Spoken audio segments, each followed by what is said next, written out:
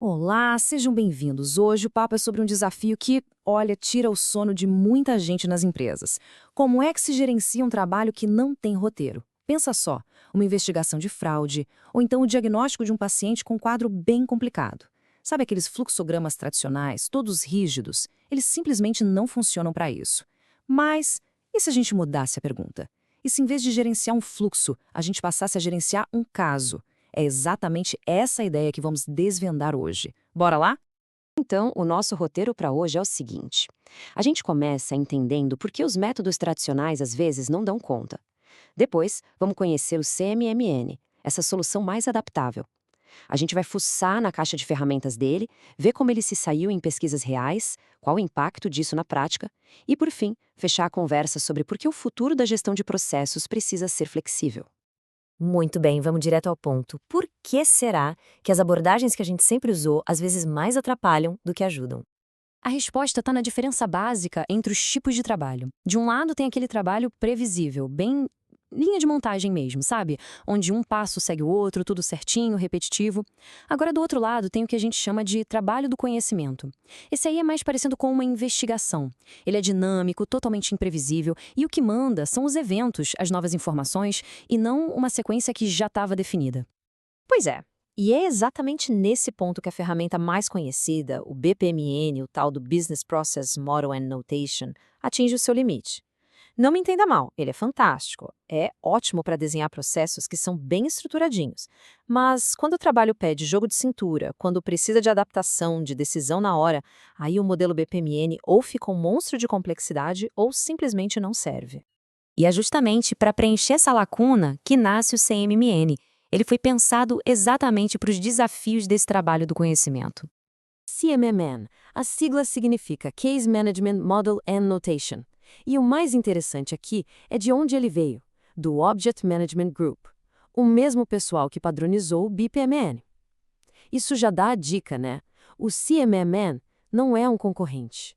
Ele é um parceiro, um padrão tão importante quanto o outro, só que focado em casos e não em fluxos. Essa analogia aqui é perfeita para entender. O BPMN é como um trilho de trem, te leva do ponto A ao B, sempre pelo mesmo caminho. Já o CMN, ele te dá um 4x4. O mapa com os lugares onde se pode chegar e uma bússola. O caminho exato, esse vai sendo definido durante a viagem, dependendo do que acontece no percurso. Tá, mas como é que essa tal flexibilidade funciona na prática? Vamos dar uma espiada nos componentes principais do CMMN. O ponto de partida de tudo é o plano de caso. Imagina ele como se fosse uma grande planta baixa, um modelo que define tudo o que pode acontecer num certo tipo de caso. Por exemplo, no caso, análise de reclamação de cliente. Dentro desse plano, a gente organiza as coisas em estágios. Pense neles como se fossem pastas para organizar o trabalho. Usando o exemplo da reclamação, a gente poderia ter o estágio de investigação, o de análise e o de resolução. Fica tudo bem mais fácil de entender e gerenciar, né? Depois vem os marcos. E atenção, eles não são tarefas, são conquistas, objetivos alcançados. Atingir o marco causa do problema identificada, por exemplo, é um sinal de progresso importante. E isso pode até liberar o próximo estágio do caso.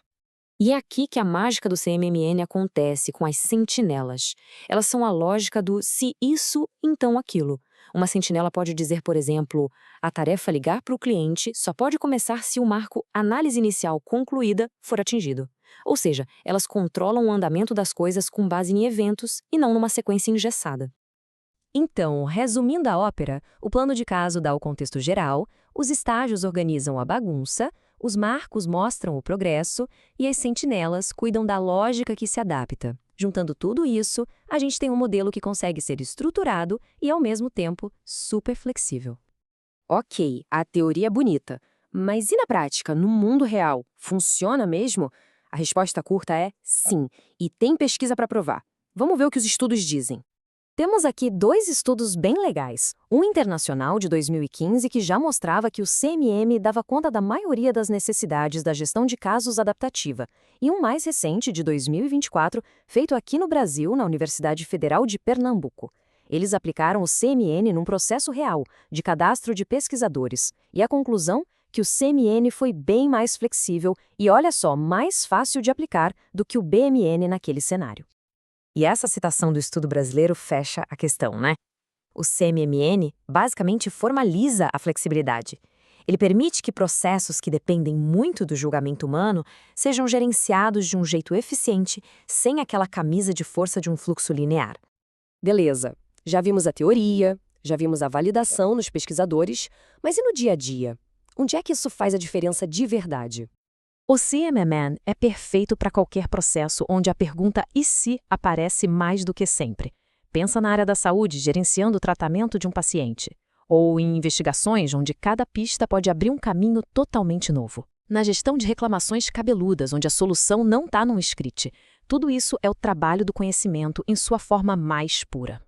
E os benefícios são muito claros. As equipes ganham flexibilidade para tomar as melhores decisões. A gestão ganha uma visão clara, uma transparência sobre como as coisas estão andando. A empresa inteira fica mais ágil. E, o mais importante, aqueles processos que antes eram uma caixa preta, que só existiam na cabeça dos especialistas, agora ficam visíveis, gerenciáveis e podem ser melhorados.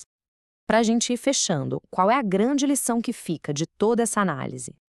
O ponto mais crucial é entender o seguinte: não é uma briga. O CMMN não veio para tomar o lugar do BPMN. Eles são ferramentas parceiras para tipos de trabalho diferentes. Nenhum é melhor que o outro. Eles só resolvem problemas diferentes.